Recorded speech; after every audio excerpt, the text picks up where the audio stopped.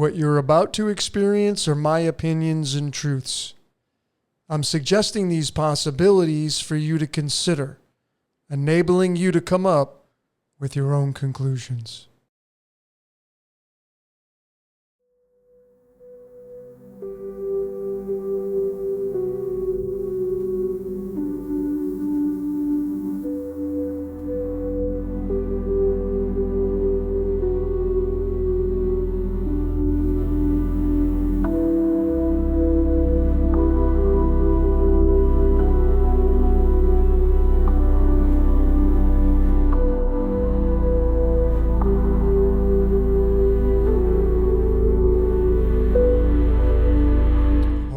Ladies and gentlemen, code breakers around the world, nice to have you here.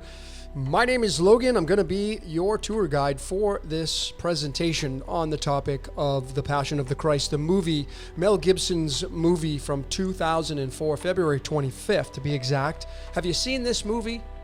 There's another one coming out, Passion of the Christ Decoded. I'm glad to have you here. I promise you this one is going to leave you esoterically satisfied. You're going to want to watch this all the way to the end. Have a lot of great topics. I'm going to show you the Age of Aquarius, the merging from the Age of Pisces into the Age of the Aquarius. I'm going to show you how the Age of Aries merged into the Age of Pisces. We're going to cover a lot of things esoterically. I'm going to show you how this is scripted, how all life is scripted, how this movie was scripted. So we're going to start here. This word I like to use, this is what we all kind of do. We regurgitate things. We learn something from somewhere and then we just regurgitate it right back out to the world. Sometimes without ever doing any homework. So if you read with me, it says the act of uncritically repeating or restating old urban legends, misconceptions, or outdated information as if they were facts. And we're all guilty of doing this. Why I'm showing you this first to start this, The Passion of the Christ Decoded here, is because of this right here. I'm going to move to this slide right here. All of these characters are the characters of ancient days. And to me, they're all laughing, because it is regurgitating the stories from the ancient text. We can go all the way back to the very first one that I've found is the story of Dumuzi. And this is going to be tied to Inanna. This is the order I have them in. I would encourage you to do your fact checking on this. I have 3 highlighted here because these are definitely tied to the sun.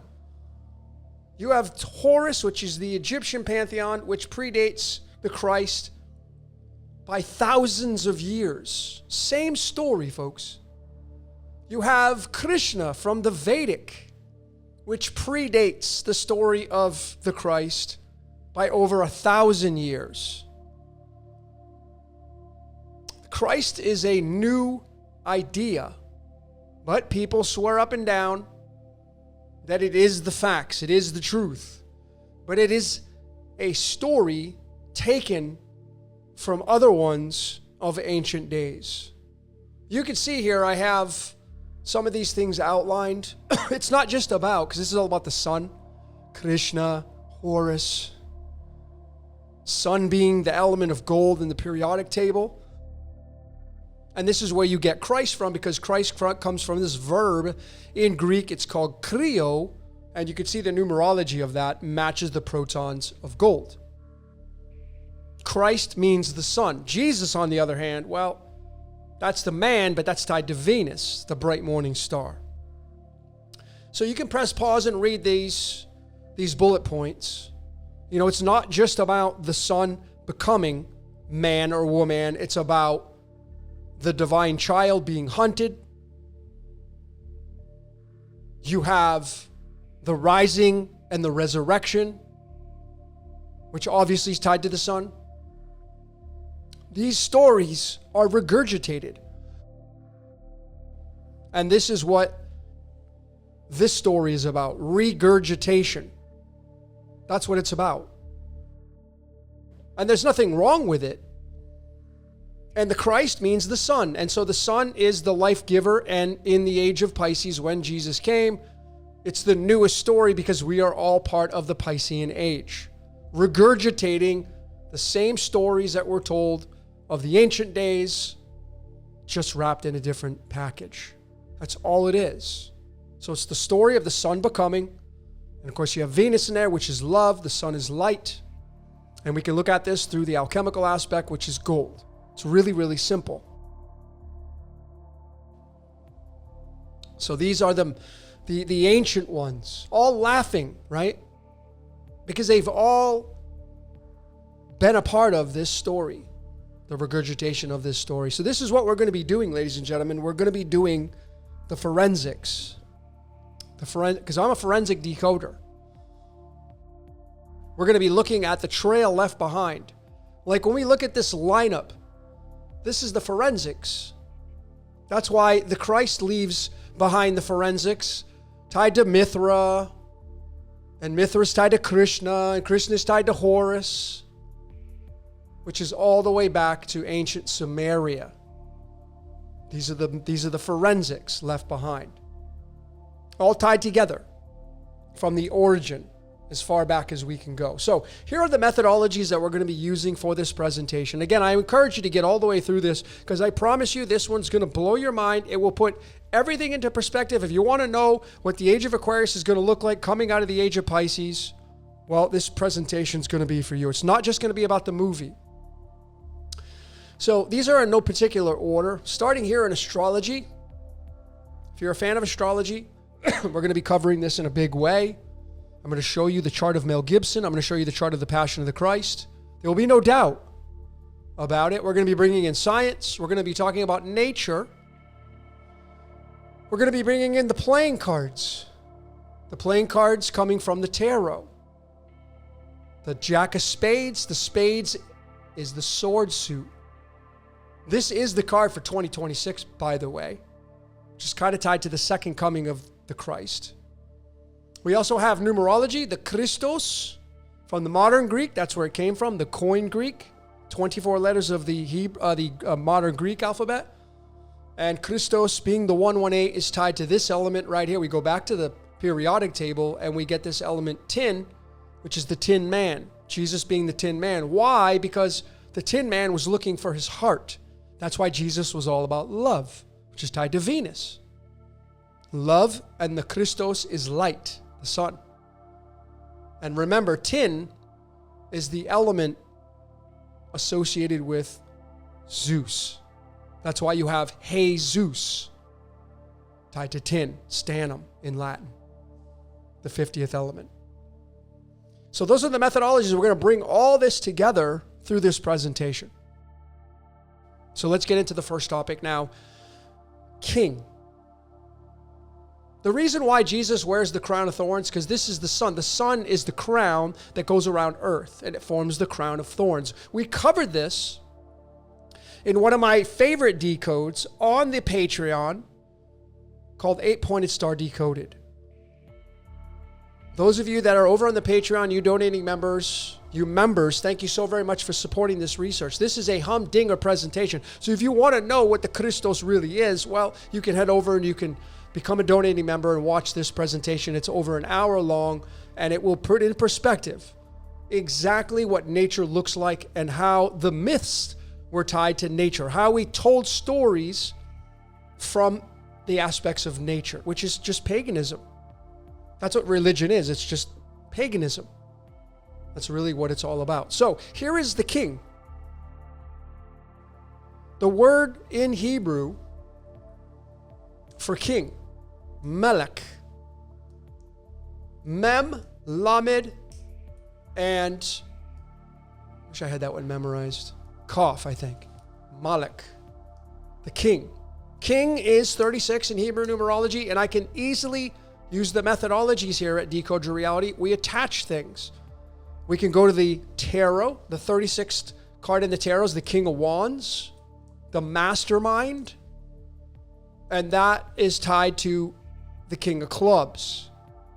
And it just so happens that the Passion of the Christ came out on February 25th, which is the King of Clubs card. You can find that from the chart. Here's February coming down to the 25th. There's the King of Clubs right there. Okay, so why this date was chosen? Is Mel Gibson a fan of the tarot and the cards? Well, these are off limits when it comes to Christianity. But again, we live in a scripted reality, folks, so people don't have to try to follow anything. They just do it. Well, what's fascinating about this mastermind card and the King of Clubs is that on September 11th, which was a form of calamity, which was a form of the evil in Hebrew, which is Re or Ra. The piece is here, Shalom. You seen the decode of the eye of Shalom Ra? Well, of course, this was an act of evil, part of the yin-yang process in this reality of good and evil. 36 is the outcome for Ra, representing calamity. This is from Isaiah 45, verses 7. This is talking about forming the peace and evil. And that right there is the card for September 11th. Again, going to the card chart, here is the month of September. Coming down to the 11th, there it is, the King of Clubs.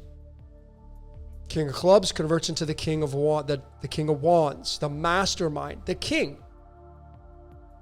The king.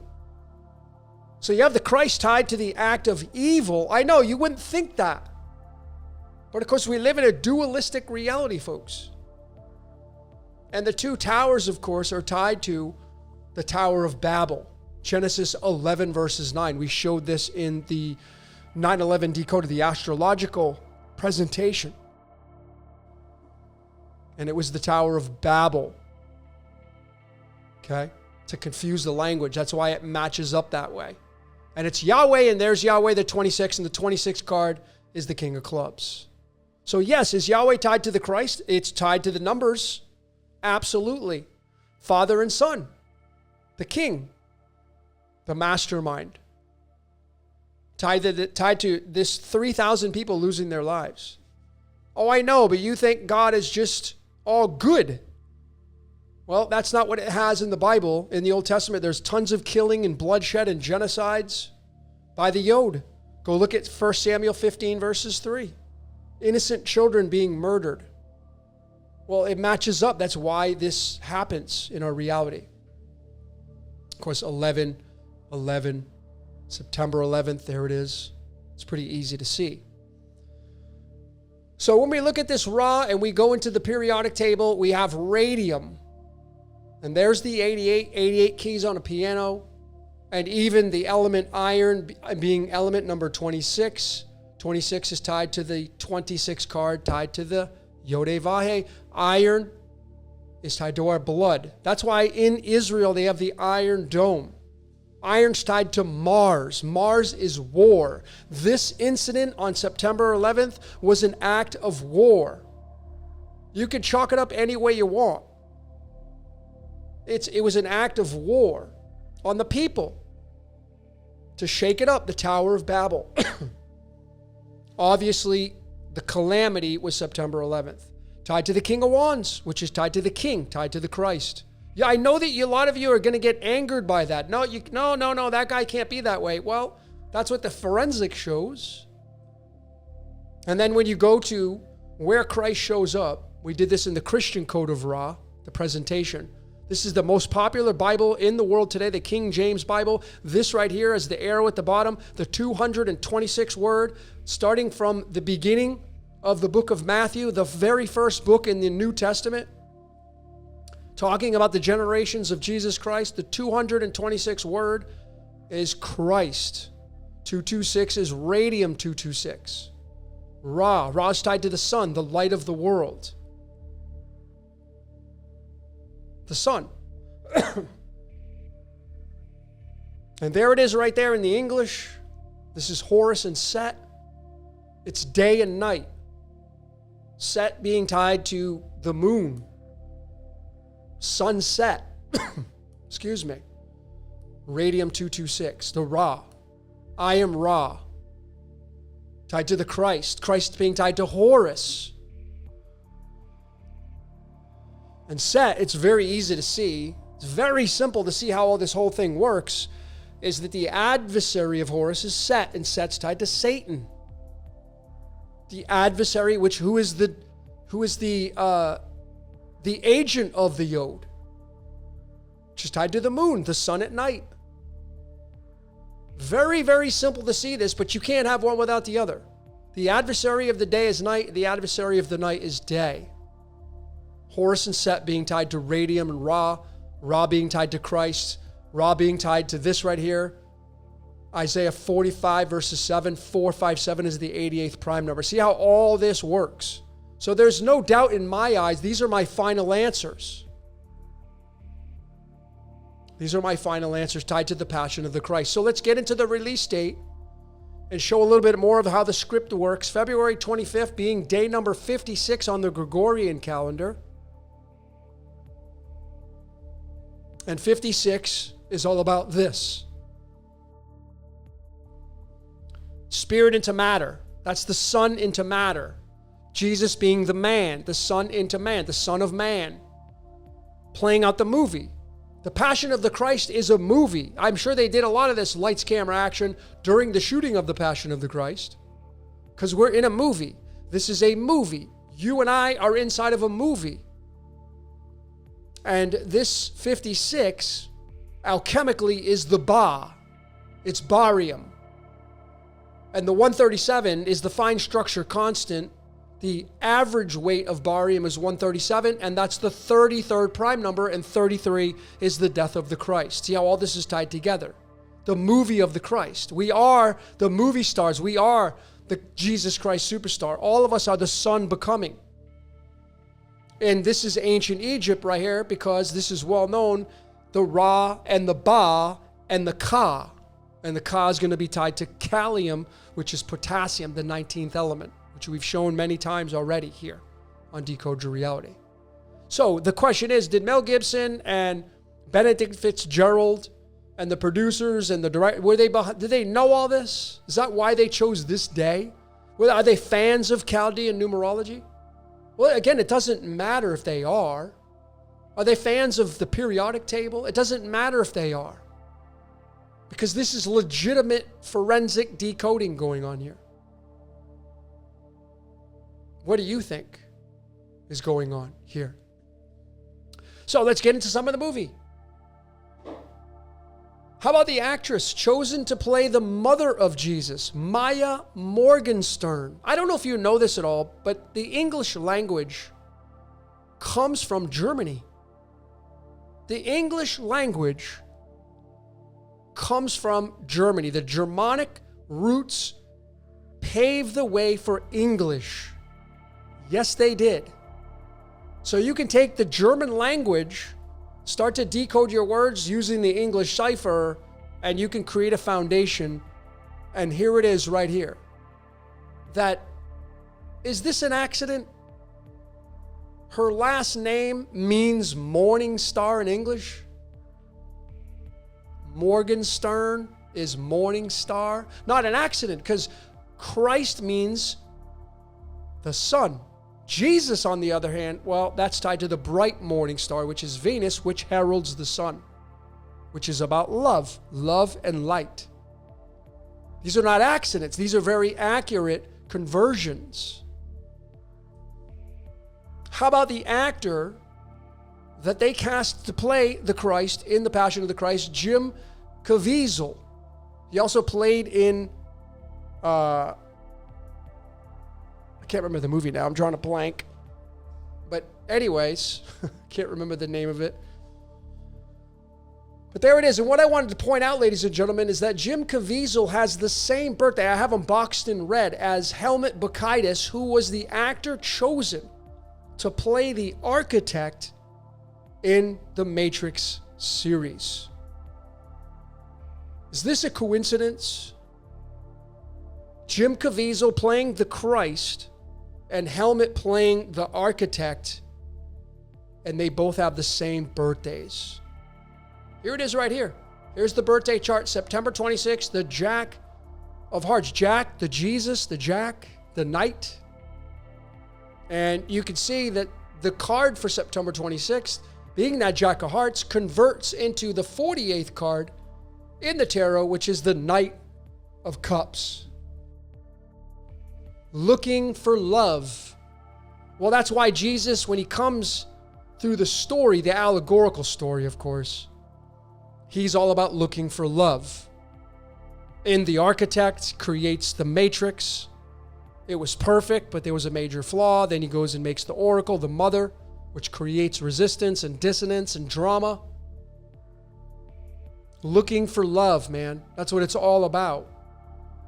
So when you look at it from the card's perspective for the Passion of the Christ and the Matrix, both having that Jack of Hearts, both of these actors sharing this is not a coincidence. Well, there's that Jack of Hearts sitting in the space horizontally of Venus and vertically of Zeus, Jupiter. Why? Because this means the expansion of love. That's what this card means. The expansion of love.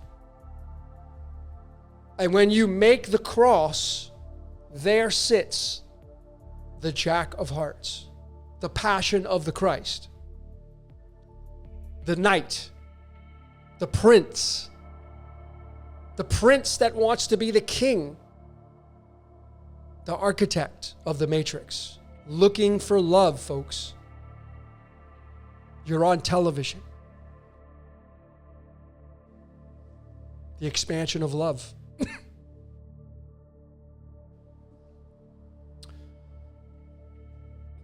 So here's what it looks like. And I placed the Flower of Life over there because Zeus is the only planet that has the all-seeing eye on it. Well, besides his brother, Poseidon. Poseidon has the dark spot. The brothers. But it's the expansion of love. There's the symbol of Jesus.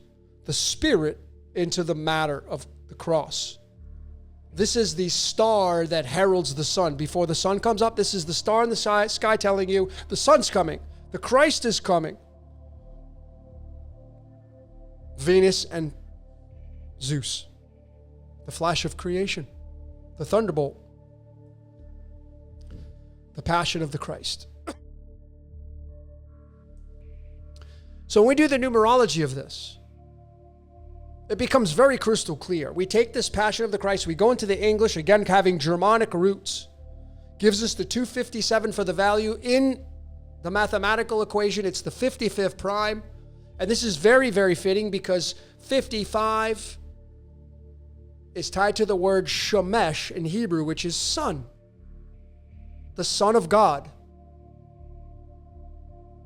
And 55, when you reduce it down, becomes what? The number 1, which is hydrogen, which is the element of the sun. Hydrogen. The sun becoming matter. The Passion of the Christ is the sun becoming man. Hydrogen is hydrogenes, which is water genes. That's why there's baptism and there is the blood of the Christ, which is the water, the wine.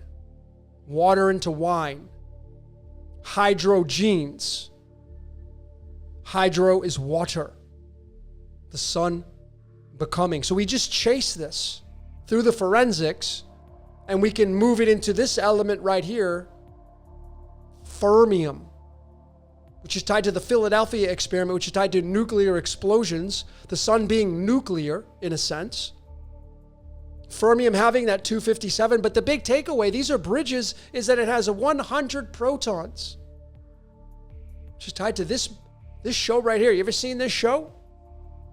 The 100, the prisoners. And this, ladies and gentlemen, is a humdinger because the Ark of the Covenant in Hebrew is 1 freaking 100. And you can see that the ark is 41, which is tied to the matrix. Also, the word Elohim is 41. Remember that the latitude north of Vatican City is 41 degrees. And then the covenant is tied to the number 8 in Hebrew because there's the number 8. Subtly hidden, but obviously there it is. And we have 8 known blood types. This is the prison, the DNA, the double helix, the 8, the covenant. That's why there's 59 beads in a rosary, because it's tied to the prison. Now, when you do the numerology of Revelation 3 verses 16, using the full, because it's the book of John, right? It's the visions of John. It's the apocalypsis of John, Johanna. When you do the full numerology of it, you get 257. And why I'm showing this is because of this scripture right here. This is Jesus talking to the church of Laodicea in Turkey, one of the 7 major churches, talking to the church, telling them, hey, if you're not going to be polarized, if you're not going to be hot or cold, which is you're either going to be with me or against me. You're either going to be Horus or Set. That's what it means. If you're going to be lukewarm and you don't want to play, I'm going to spit you out of my mouth. Yeah, I'm going to spit you out of the prison. The Ark of the Covenant, ladies and gentlemen, is the prison tied to the Christ. This is my final answer by doing the forensics over and over and over. And here it is, just to summarize it. Here's another connection through the forensics. This is the very first scripture, or I should say the last one in the lineage of the New Testament, coming on the scene from chapter 1, verses 1 through 16. This is when Jesus comes out. Jesus being in the lineage from Abraham to David, all the way down to Christ. He's the last one. It's chapter 1, verses 16. And when you do the numerology of this, there is Mateos, Matthew from the original Greek. It's 100, folks. This is summarizing, this is showing you the forensics. That the Ark of the Covenant is tied to the generations of Jesus, which is tied to, in the mainstream, the prisoners. These are prisoners. They're up in space. The Earth just went through a nuclear disaster, and they had to go down to Earth because they're running out of supplies. They're running out of air on the Ark in space, and they have to go down. They're sent down as prisoners, and if they're going to die, they're going to die, and they have to survive, which is what we have to do. I don't know how this is the passion of the Christ, but I do know these are legitimate connections. The 100 from the very first, the generations of Jesus. He's mentioned in Matthew chapter 1, verses 1, but this is when he officially comes on the scene, 1 verses 16. And the forensics are defined. This is the evidence to show. See, if you don't want to play anymore, this is Horus and Set. You're a blend of both. Good cop, bad cop. This is being lukewarm. This is what you want to be. Realizing that the hot and cold are the polarizations of mankind. This is the prison, folks, the covenant, 59 rosary beads. This is legitimate forensics, folks. Absolutely legitimate. So I covered this in the live presentation I did about the prison of Jesus. People are in love with their captor. It's called Stockholm Syndrome. I covered this in this presentation. Got a lot of hate stuff on this, but I'm not here to be liked. I'm here to show you the forensics. So to recap on this is one of the slides from that, the blood of Christ. A lot of you do this. You go to the Passover, you drink it, you pass it, you touch it, you do the rituals. Well, that's tied to the sun. The 197. The 197. Christ means gold, the Crio. And 197 is a prime number, so I can chase that. And the 45th prime tied to that 197, tied to the number 45, which is the element rhodium. And this is why I have the blood here, because see, in your blood, you either have the RH negative, you either have the RH factor, or you do not have the RH factor. That's what makes you positive or negative. The RH factor. I covered this exclusively on the Patreon. You have about almost 200 videos on the Patreon. You're not going to find here on YouTube. Covered this. This was a humdinger. The RH factor, covering your blood types. What it's tied to. Yeah, well, it's tied to the blood of Jesus, which is tied to the sun, folks, which is tied to Mithra, which is tied to Krishna, which is tied to Horus. This is a new age idea, folks, when you go back and do the lineages of it. This ain't nothing old about it. But of course, the reason why people are so tied to it is because all of us here were born during the age of Pisces, and that's when Jesus came on the scene. That's when the story came on the scene. Jesus being the bright morning star tied to Venus. Venus being tied to Aphrodite, which is Inanna. Aphrodite in the Greek original, the ancient Greek, 102, there's the bridge, rhodium.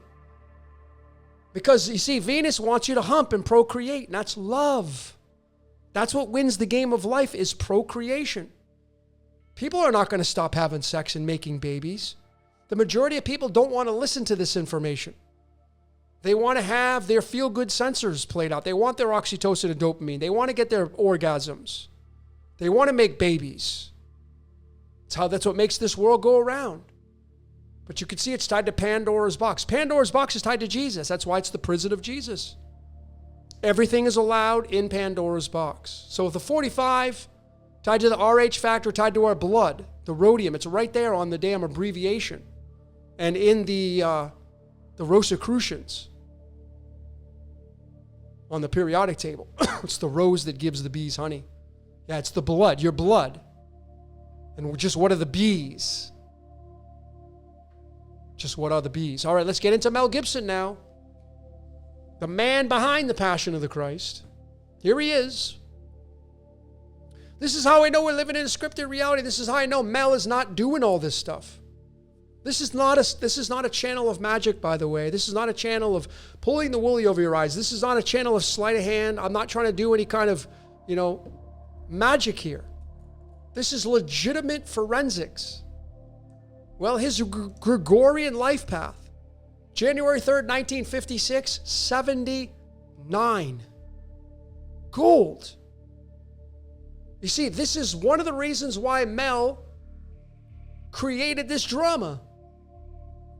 Couldn't help himself.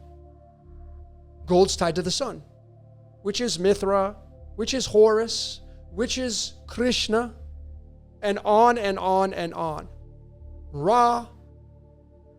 Christ is a new idea, folks, when you do the ancient aspects of the lineages. So this is what it looks like, and this is for everybody. He was born in 1956. I was born in 73. Everybody here was born during the age of Pisces. The age of Aquarius just started, I think so. But all of us here were born during the age of Pisces.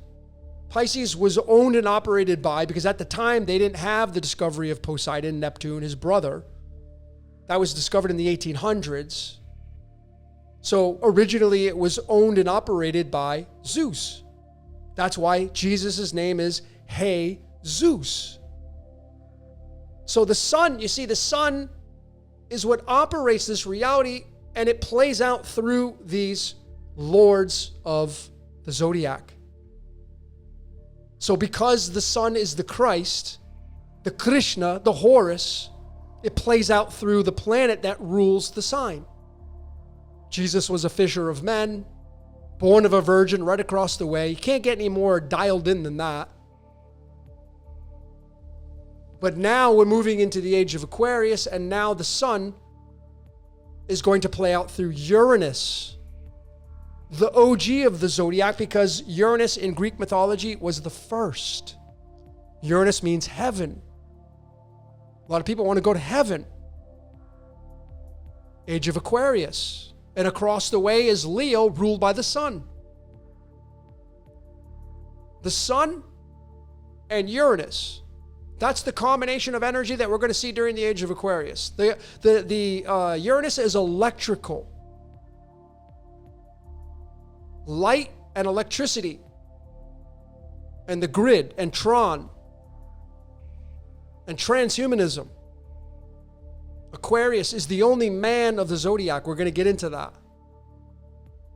But this is the reason why it's not just this for Mel Gibson being tied to gold, his Gregorian life path being tied to the sun, but because the sun was playing out through Jesus, Jupiter, Zeus, the king of the gods, which is Greek mythology.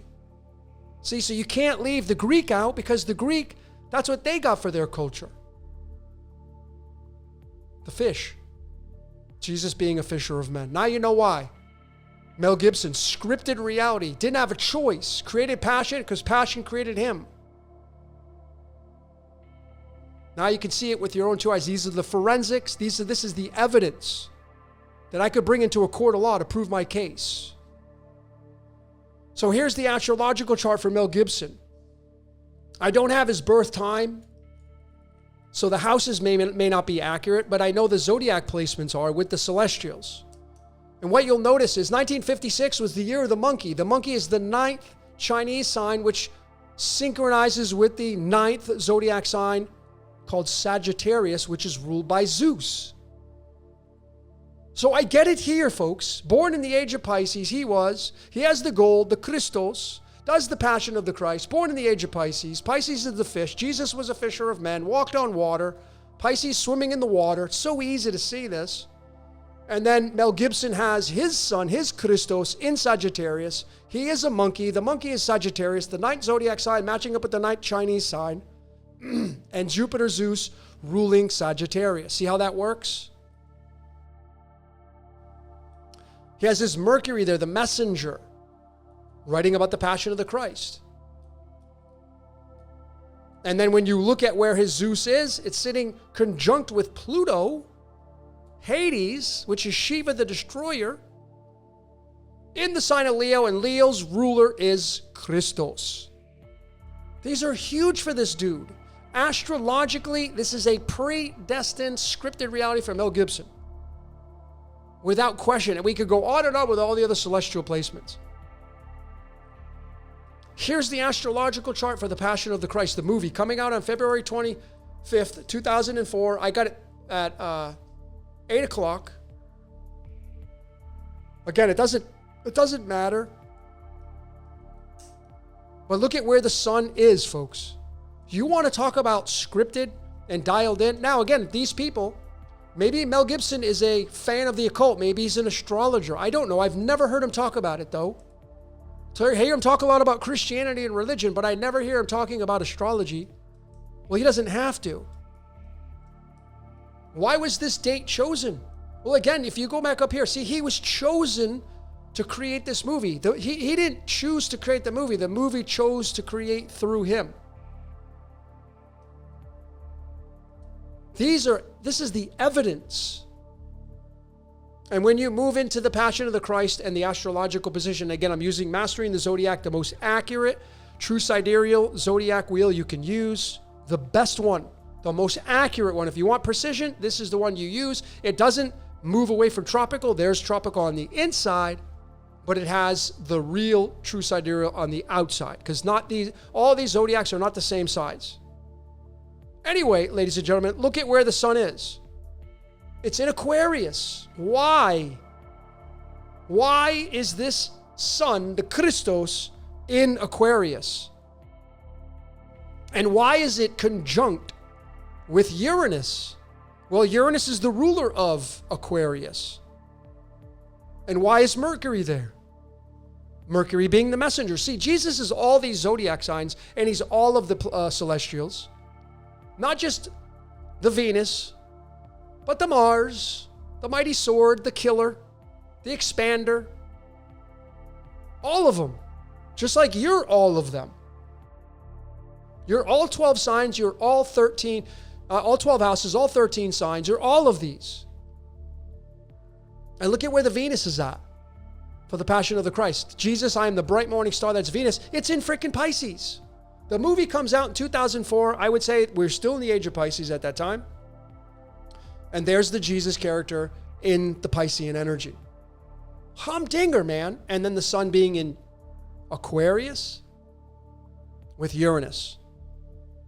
Yeah, this is what it's going to look like for the age of Aquarius. The sun will be playing through the sign of Aquarius through Uranus. And then Saturn will come in about 2/3 of the way in, sharing that space of Aquarius. And then what about this right here, folks? The numerology, the Gregorian numerology for the Passion of the Christ, February 25th, 2004, is a 33. There is the crucifixion age date. And I got the dog down there in the bottom right because in Chinese, The dog is Aquarius. The dog is God spelled backwards.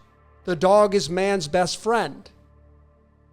The only man of the zodiac is Aquarius, one of the 4 fixed signs talked about in Ezekiel 1 verses 10 in the Old Testament, the ox, lion, eagle, man.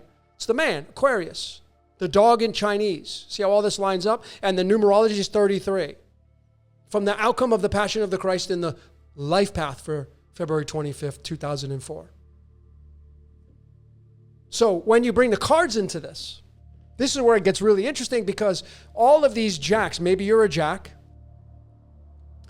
The jacks belong to Aquarius. All of them. In the card system, the Jack of Hearts starts first. As you know, Jim Caviezel and Helmut Bakaitis, who played the architect in The Matrix, both of them are Jack of Hearts, September 26th. This is card number 11. Aquarius is sign number 11, and then the other jacks follow suit. The jacks are the knights, the princes. Jesus is the Son of God, the prince. The jack. They all sit here, all of them. Which goes into Mel Gibson. Because Mel Gibson's birthday is January 3rd. He's a jack of spades. So see, it's not just his numerology being gold, being tied to the sun. It's not just his astrological chart. It's not just this being tied to the gold, the Christos. It's not that. But it's the fact that his birth card on January 3rd is the Jack of Spades, and that Jack of Spades is one of the 4 jacks that sit in the sign of Aquarius. When this came out, there's the Christos right there, with Uranus the ruler. We're moving into the age of Aquarius, which is the age of the Jesus character. It's every age is the age of Christ. Christ, Horus, Krishna. The sun goes through every sign, every age, magnifying that sign. But it is then the Lord of that sign. In this case, it's Uranus, and then Saturn will come on, Kronos will come on about halfway, 2/3 of the way through. So it's just more script, folks, undeniable evidence. The creator of the Passion of the Christ doesn't have a choice, folks. No choice. Don't you want to know what your script is? You can do the forensics of yourself. Here it is in Latin. Here's the spelling and using the original Latin cipher. The Latin alphabet having 23 letters. There it is. Jesus. 50. 50th card is the Jack of Spades. And it turns into the Knight of Swords. Card 62, which is where you're going to get God is with us from Isaiah 7 verses 14. Supposedly the first time Jesus comes on the scene. Emmanuel. Matthew chapter 1 verses 23 reemphasizes that. Quoting Isaiah 7 verses 14. You're going to see that. So we get it here. We back it up with the Latin. We back it up with the Hebrew. Aquarius, folks. The age of Jesus is Aquarius. The age of Christ is all of the signs, which is just Horus and Krishna. That's why these cultures are not wrong. People that are saying, oh, you can't follow those cultures. Well, in my opinion, those people they don't have it right. Because if you think that someone born in, let's say, the Vedic in India, if you're saying they're wrong because they don't follow Christianity, you don't have it right. It's your truth, though, so you can do whatever you want with it. But they're all in on it. We all talked about this here. So let's really get into this now. Let's talk about the kingdom of Jesus. Aquarius. Are we moving into machine? I know a lot of you hate this. You don't want to have this. I'm not going to do that. I'm not going to do that. Well, we'll just see about that. Maybe you won't have to. Maybe you'll never see it.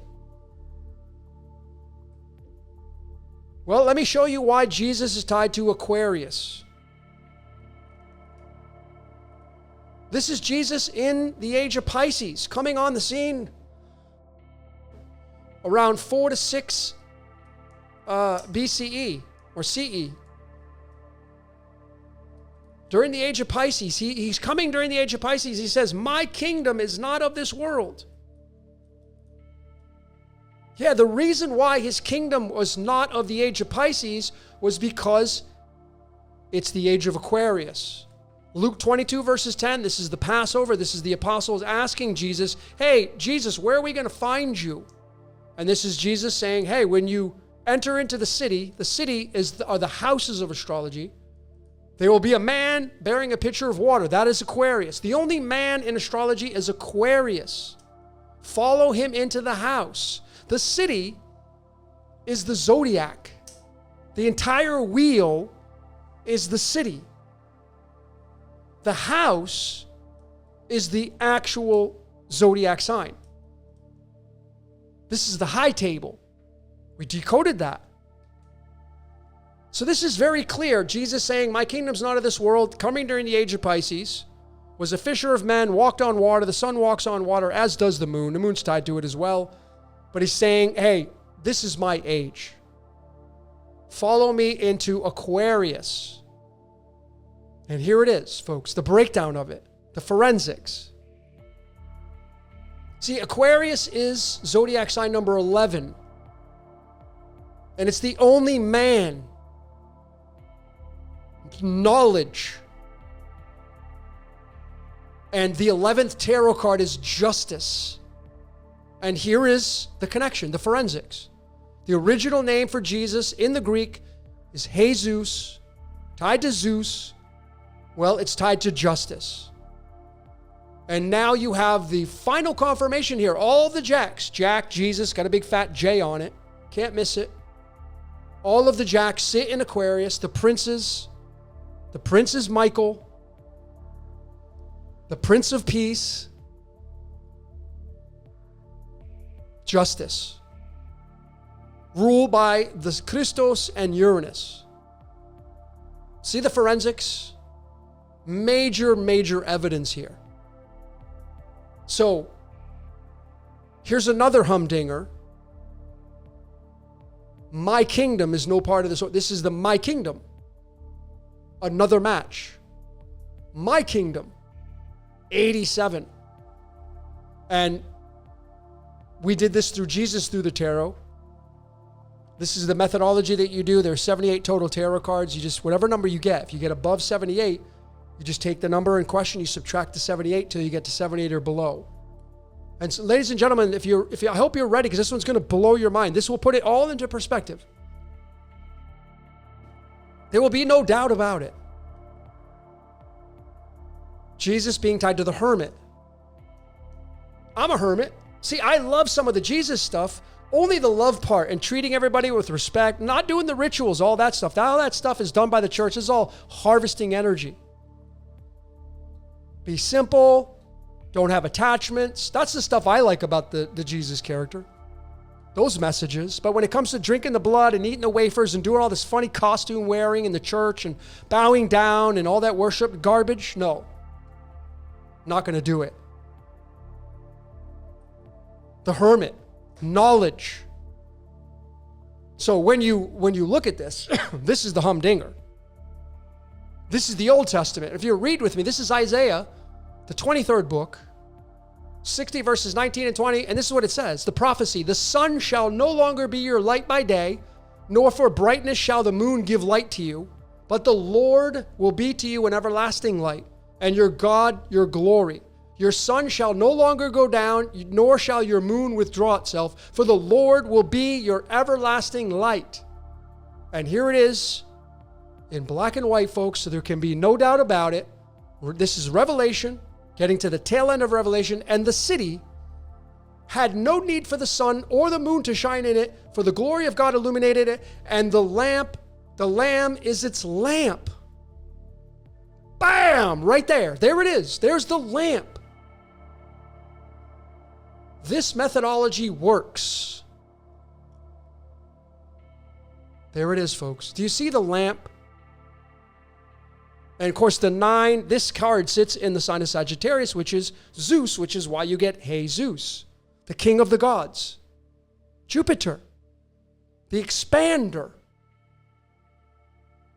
This, ladies and gentlemen, is a humdinger of all humdingers. And now you know. Now you know how valuable this is. A lot of you are like, wow. Yeah. And when this says the sun and moon will be no more, and this says the sun and moon will be no more, well, ladies and gentlemen, this is the sun in a bucket, man. This is artificial light. This is the age of Aquarius. This is artificial light. Unless, of course, you got a candle in there, but a candle still made with wax, which is not the sun. Artificial light, that's the age of Aquarius, folks. Is the sun and moon going to go out? That's what this says. And I don't think there's any doubt about it with this. This is huge. Well, I got more to show you. Let's keep going. When you say hermit, just the word, forget the the is a filler. 73, and that ties to the 9 of discs. Another card tied to Jesus, if you've been paying attention. 87 minus 52 is 35, which is the 9 of diamonds, which is the 9 of discs. So it's kind of interesting because this is the yin-yang. This is going inward, not really caring about having materialism, and then this is just the opposite, wanting to be the superstar. You're on television is 73. Wanting to be the superstar. The contrast. So when we look at this Aquarian age, folks, man merging with machine. And when we look to this Luke 22 verses 10, there's no doubt about it what this means. I've said so long now that the New Testament is a book about transhumanism. I'll keep saying it. Here's what it looks like through the cards in the tarot to recap on this, and here are the 4 horsemen. These guys. Yep, these are the 4 horsemen talked about in Revelation. The knights. That's why Jesus says, I'm not coming with peace, I'm coming with a sword. Jack of Spades, the Knight of Swords. Looking for love, the Architect. Jim Caviezel. September 26th, the Knight of Cups card. And then the interesting part about it is in the tarot, the wands comes first. It's a fire suit. And it's card 34. And it just so happens that Son of Man in Hebrew is 34. And the only man in the zodiac is Aquarius. The man bearing a pitcher of water. Now, ladies and gentlemen, I want to backtrack. I want to tell you that this right here. See, this is very case specific because in the ancient days, it was typical for women to be the carrier of the water, not men. So this was a major example. Now I'm regurgitating that, but if you do your research, you'll find out that the majority of the stories were women carrying the water, not the men. So it makes it even more dominant.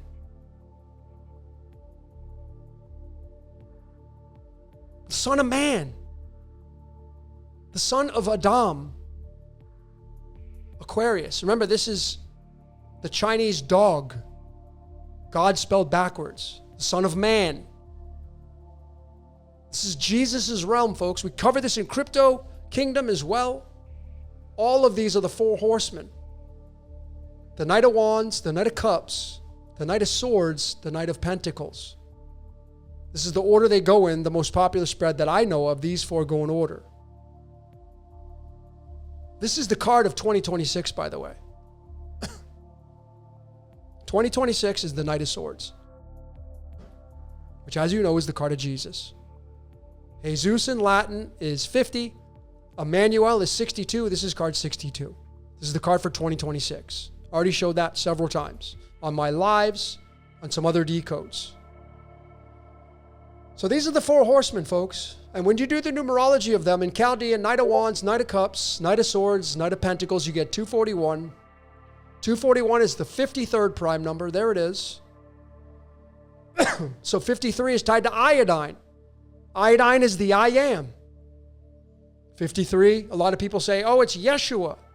Well, Yeshua comes from Ezra 2 verses 2, which is the son of Jehozadak, I think it is. But it's all in the lineage of David, so it doesn't matter because Jesus is an offspring of David. These are all tied together. There it is, the knights, the princes. These all sit in the sign of Aquarius. My kingdom is no part of Pisces. It's part of Aquarius. Follow me into the house with a man bearing a pitcher of water. This is the domain of Jesus coming in. And the 241 being the 53rd prime number, being tied to iodine. Notice the running time for the Passion of the Christ. 127 minutes. Yep, there's the most abundant isotope for iodine. See, this is the cross, by the way. The Greek cross, it's called stauros. It was not the T. That's a Roman cross. Stauros in the New Testament is the letter I. The all-seeing eye. Iodine. Tied to the thyroid. The thyroid is in the shape of the butterfly. If you're a fan of the medicine cards, the card number 9 is the butterfly. Again, Jesus is right here. Card number 9. The butterfly in the medicine cards is card number 9. So it's all connected. People are being used, folks. And then you get right back into Jupiter Zeus, because the symbol of Jupiter is the 241.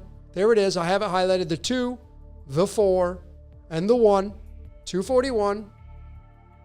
That's why Jesus is Jesus. This is Zeus. Orange, the color orange has the word Ra in it. The only color in the light spectrum that has the word Ra is orange, which is what the color of Zeus is. And of course, the counterpart to Zeus is Mars, which is the orange and red planet, right across the way in the tree of life. Sephiroth number 5 and 4, which is 54, which is the numerology of Zeus. Very easy to see this, folks. The 53rd card in the tarot, the 3 of Swords, is tied to the conception of the Christ. See, this is what the church tells you is the birthday of Jesus. And many of you coming up are going to celebrate this holiday, which is tied to Satan, but that's for a different story. But I know some of you aren't going to care.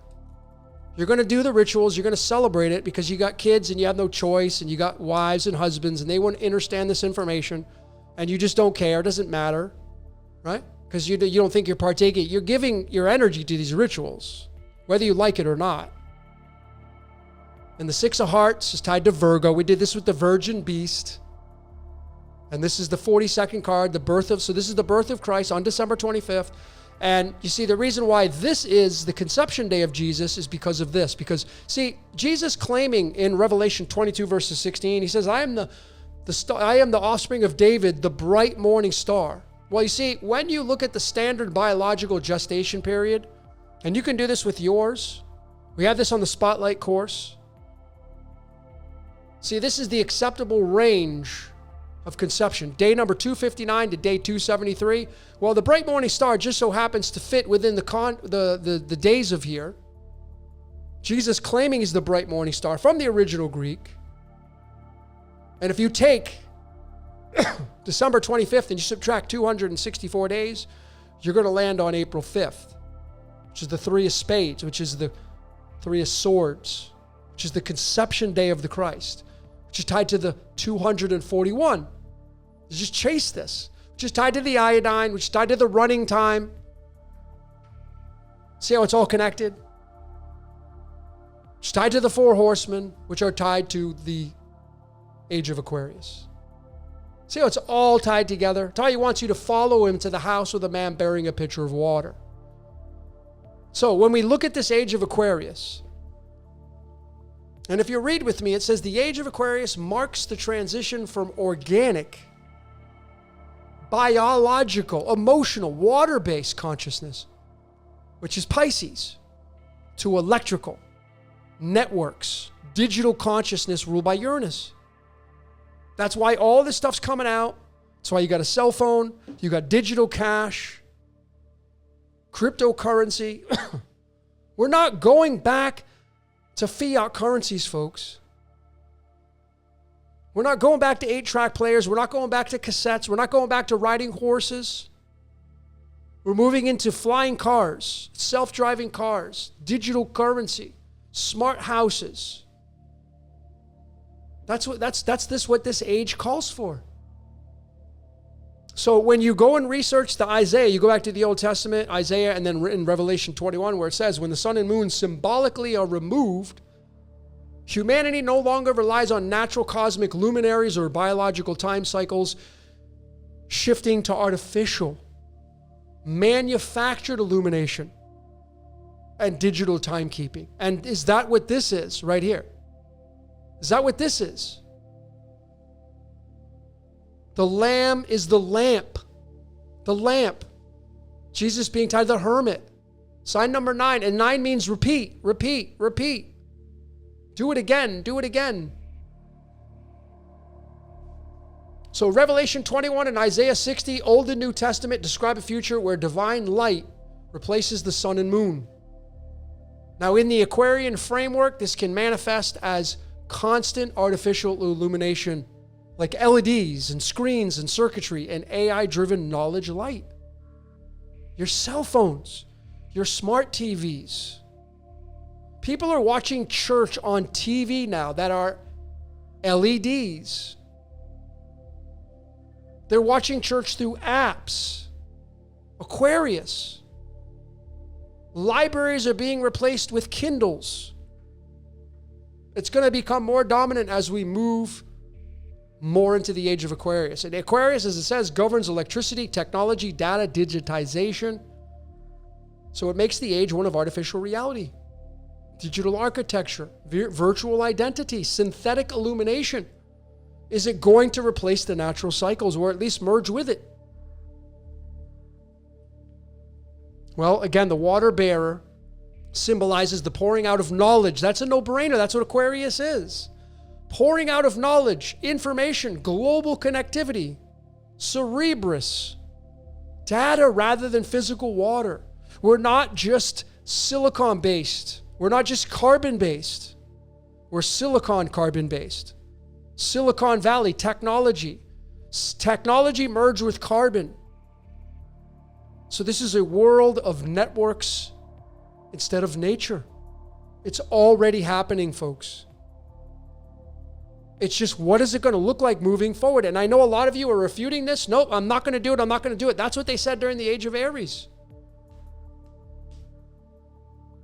So let's keep reading. The absence of natural luminaries mirrors the collapse of old religious, agricultural, and astral-based systems. Humanity moves into a 24/7 illuminated grid where darkness, seasons, and solar and lunar rhythms no longer govern human behavior. Is that what's going to happen? I know a lot of you are not going to agree with this. That's totally fine. I'm giving you things to think about. But if you're somebody who's looking at the world right now, we're seeing it happen. The Age of Aquarius may represent a technologically constructed kingdom. And though not from here, that Jesus says, where light emanates not from the heavens, but from artificial sources, forming a digitized environment that replaces the natural world with a luminous simulation. Now we're really getting into simulation. The Piscean simulation moves into the Aquarian simulation, which actually has VR headsets. 50 years ago, there was no smartphones. There were no smart devices. But now, they're standard. Many of you have the most up-to-date models of cell phones. I would imagine every single one of you has a smartphone. You are already part of the Aquarian age. I don't care if you stopped watching television, you have a cell phone. You're watching it on YouTube right now. You are part of the Aquarian revolution. But let me show you what it looked like going from the Aries to Piscean age. Like if you were born in the age of Aries, if you believe in past lives, maybe you came from the age of Aries. Well, the age of Aries, which was Mars ruled, was about war and conquest. But you see, what would they write about? Like this is what we're writing about in the age of Pisces. Right now we're bleeding over into the age of Aquarius. This is what we're writing about. We're seeing it go on. What would they write about during the age of Aries as the age of Pisces came on the scene? This is what they would say. Pisces governs faith, sacrifice, mysticism, and the surrender of the self into something unseen, making this age one of spiritual devotion, emotional union, symbolic language, and belief, replacing the direct physical conquest and individuality that defined Aries with the sword. Where Aries was fire, confrontation, courage, and the assertion of personal will, Pisces brings the dissolving of ego boundaries, the rise of priests and prophets instead of warriors, and the movement from visible power to hidden inner power. Meditation, let thy eye be single, right? The visible power during the age of Aries was like, if you mess with me and my family, I'm just going to wipe you out with my sword. Bloodshed, conquest. You're going to see it, visible power. Well, the age of Pisces was salvation. Go inward, go pray. The kingdom of God is within you, you see. So this is what they would have been describing during the age of Aries. The Piscean age is coming, and this is what it's going to transform into. So as the old Aryan age of heroes and iron and blood gives way, Pisces introduces an era shaped by compassion, martyrdom, dreams, and collective identity. A world no longer driven by the sword, but by symbols, scriptures, and the invisible tides of belief. That's what they would have been writing about during the age of Aries as they saw the age of Pisces come in. They saw the churches being built. The churches said, hey, come into the church, throw your sword down. And they're like, I'm not throwing my sword down. That's exactly what people are doing now. I'm not giving up my biological body. I'm not doing this Neuralink. I'm not doing this Mark of the Beast stuff. I'm not doing any of that. That's what they were saying during the age of Aries. Not throwing my sword down. Is this what we're going to be doing following suit? Eventually having to succumb? Well, I don't know. Time will tell. Time will tell if man will merge with the machine. The sun becoming in Aquarius, which is Uranus, electricity, the grids. And of course, Aquarius, perhaps halfway through it, Saturn comes in and the removal of the machines. I think that may just be a possibility. Saturn being in Kronos and Capricorn being an Earth sign. Sun merging with Earth. And this may be the reason why the Bible says that the iron won't mix with the clay. And they'll just do away with that. But just when will that happen? That's the question. But I thought this was really interesting, folks.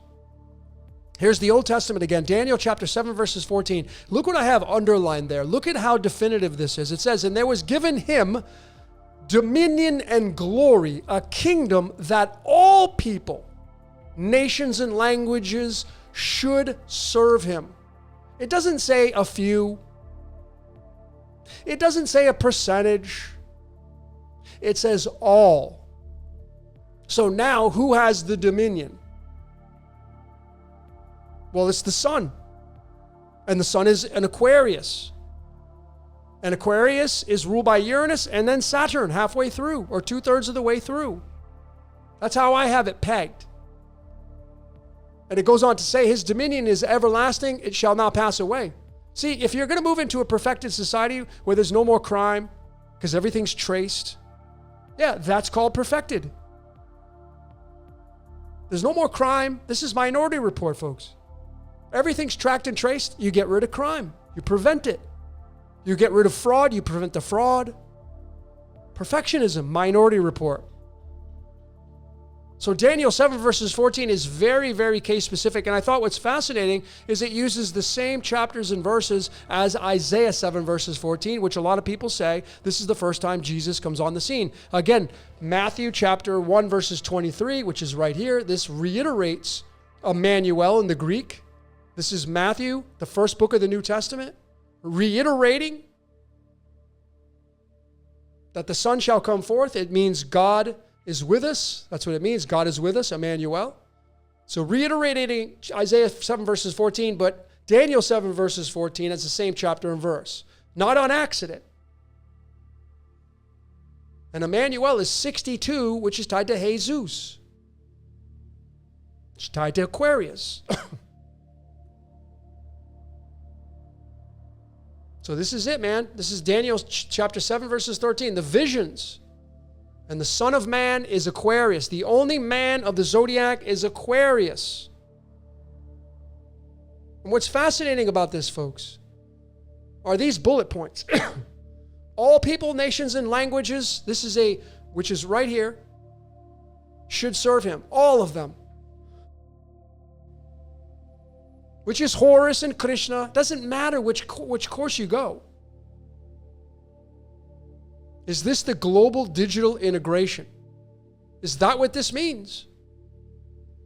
Because, ladies and gentlemen, the age of Aquarius is not the age of Pisces. And if you think that's the case, you are dead wrong.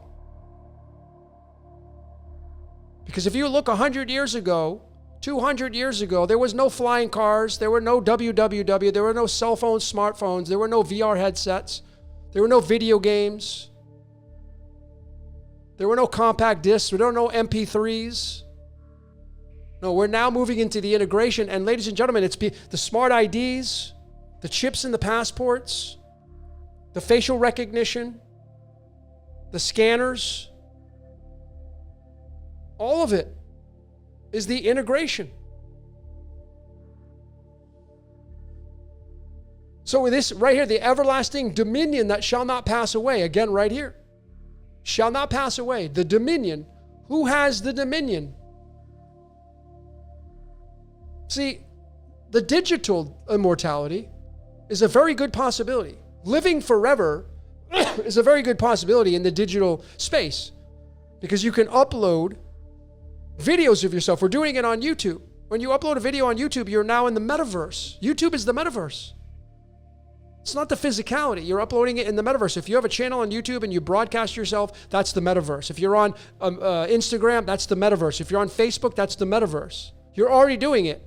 Most of you already have accounts. You've already been a part of it. And the circuitry doesn't rot, doesn't break down. It doesn't decay like the biological body. Is that what this means? So a physical biological kingdom can be destroyed, right? Through fire. But a digital one can't be destroyed in the same way. That's because of this. See, modern AI systems, they can back themselves up. They can replicate themselves. They can exist in multiple places at one time. They can survive physical destruction of the server, individual servers, because they have backups. Many of you have external hard drives. Those are backups. And they're non-localized. So is this what the vision of Daniel was talking about? Again, a vision, a simulation. So the glory and dominion, light-based rule, the vision full of light imagery, right? In the Tron legacy, the grid's always lighting up, illuminating 24/7. No need for the sun or moon because it will have digitization. Screens radiate constant brightness. The illumination shifts from natural to electric. That's the domain of Uranus. Is it going to last? And then served by all people. That's what it says. See, all dependence on the grid. Ladies and gentlemen, your banking is done through digitization. You depend on the internet for work. Many of you are signing your documents online. Many of you are creating your art and music online. Many of you are doing Zoom meetings online. Many of you are moving online. And you depend on the technology. So when you depend on the technology, you now have a behavior that it can be moved through algorithms. And our communication is now through these digital systems. And this is the aspect of Tron. You know, they just had the Tron Ares come out, Tron Mars just come out. Folks, this is already happening. You're already dependent on the internet. The majority of you, if not all of you, except for you, I know, some of you say, not me, okay, not you, okay, that's totally fine, not you, because I know you think you're just like this asterisk, your life. No, you pay your bills online. You're being forced to do it. It's easy. Is that what this means? All people or serve the grid. Is that what it means? Well, you go back to the 7 verses 13, and it says, the Son of Man came with the clouds of heaven. Well, ladies and gentlemen, where do you store your information? On a cloud, right? Is that what this means?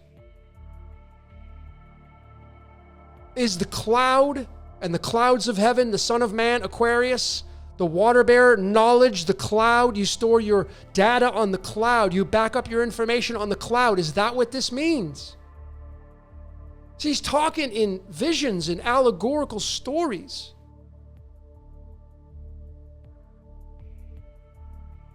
I think so, folks. I mean, I think there's much more to it than this. But I think this is something worth considering. So there you go. I hope you made it all the way to the end of this. The Passion of the Christ Decoded. And again, what is the Christ? The Son. Well, in Revelation, it says the Son's going to be no more. Well, if the Son's going to be no more, then it has to move into digitization, which is artificial light, which is the grid. So what it says right in your book in Revelation. Those of you that fancy the Bible, it says it right in that book, man. So what did you think about this one? Christ is Krishna, which is Horus. It's all the same thing, folks. Everybody's got it right. And Jesus and the Christ are a New Age story when it compares to the ancient texts and the stories, going all the way back to ancient Sumeria, thousands of years, ancient Egypt, thousands of years before Jesus ever came on the scene. It's a story retold from those ancient texts. Nothing new under the sun, as they would say. So I'd love to hear your comments. If you saw something, if you picked up on something, leave a comment. I'd love to hear from you. That's all I got for today. My name is Logan for Decode Your Reality. Until next time, we will see you later.